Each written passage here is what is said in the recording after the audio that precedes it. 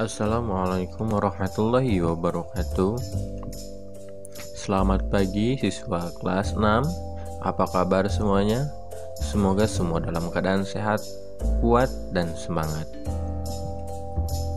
Hari ini kita akan belajar bersama-sama dalam mata pelajaran tematik kelas 6, tema 7 kepemimpinan, subtema 2 pemimpin idolaku.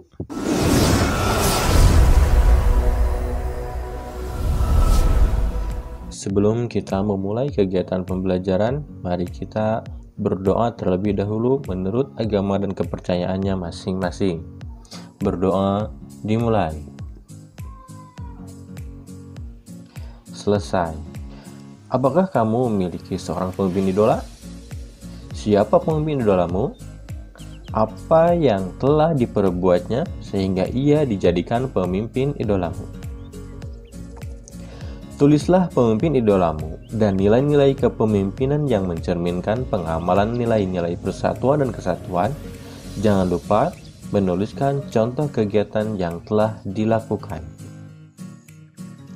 Sebagai contoh, pemimpin idola yang akan kita tulis sekarang yaitu seorang ayah.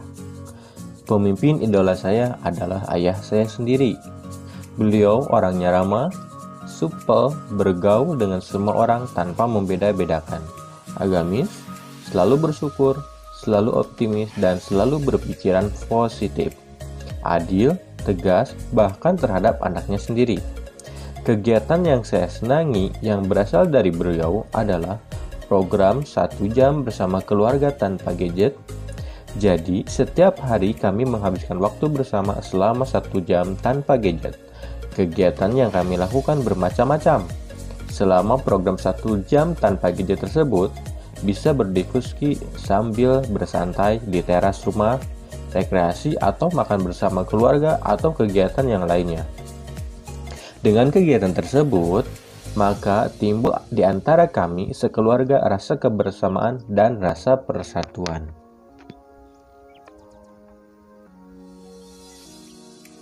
Nah, sekarang kita tulis nilai-nilai kepemimpinan tokoh idolamu. Nilai-nilai kepemimpinan yang dimiliki oleh pemimpin idola. Pemimpin idola, di sini kita akan tulis 3 nilai-nilai pemimpin idolamu. 1. Nilai keagamaan. Apa di antara dari nilai keagamaan ini?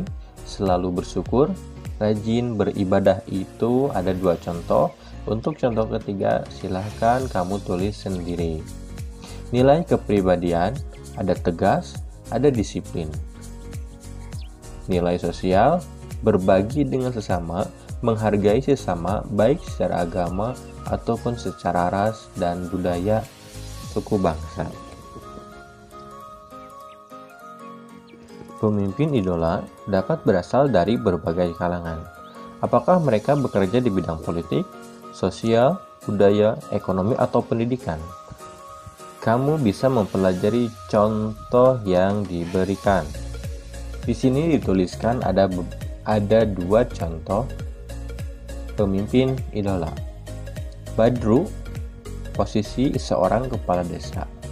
Dalam bidang politik, prestasi yang sudah dijalankan yaitu menjalankan program budaya tegur sapa di daerahnya atau di desanya.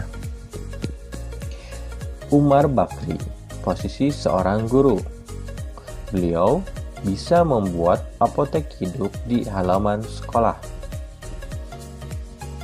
Selebihnya bisa kamu tulis sendiri.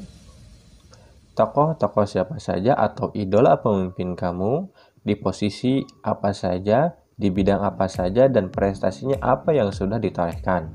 Silahkan untuk diisi. Kita mengidolakan seorang pemimpin karena kita tahu mereka bekerja untuk kepentingan rakyatnya. Ayo, belajar dari salah seorang pemimpin yang patut kita teladani melalui bacaan berikut. Pamanku, lurah, idola.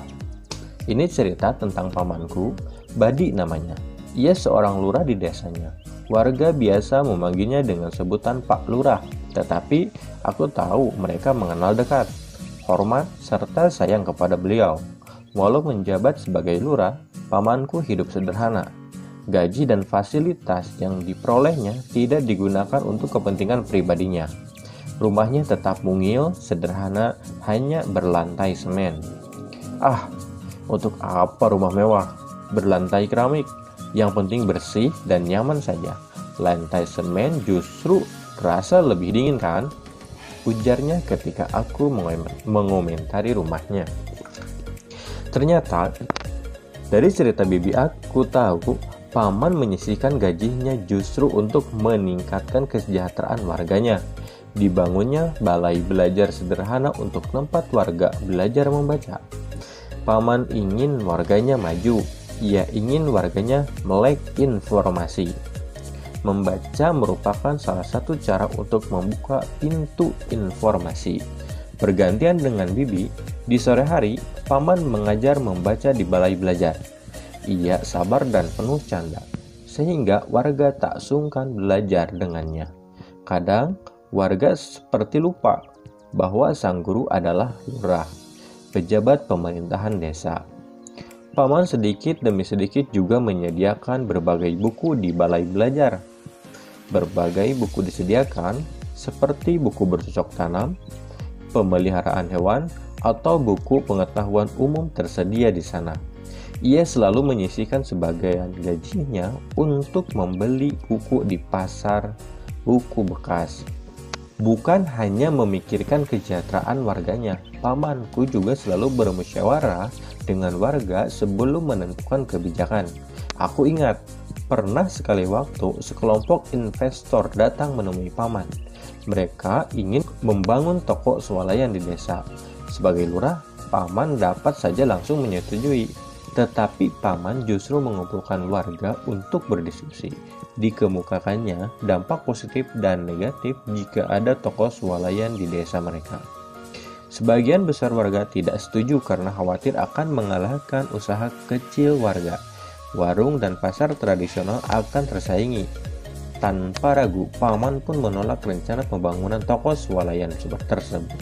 Aku yakin banyak warga yang ingin dipimpin oleh lurah seperti Pak Badi, pamanku. Seorang pemimpin yang memilih untuk tidak menjulang tinggi di tengah kesederhanaan warganya. Seorang pemimpin yang memilih untuk berjuang maju bersama warganya. Perhatikan nilai-nilai yang dimiliki oleh tokoh pemimpin pada teks bacaan di atas.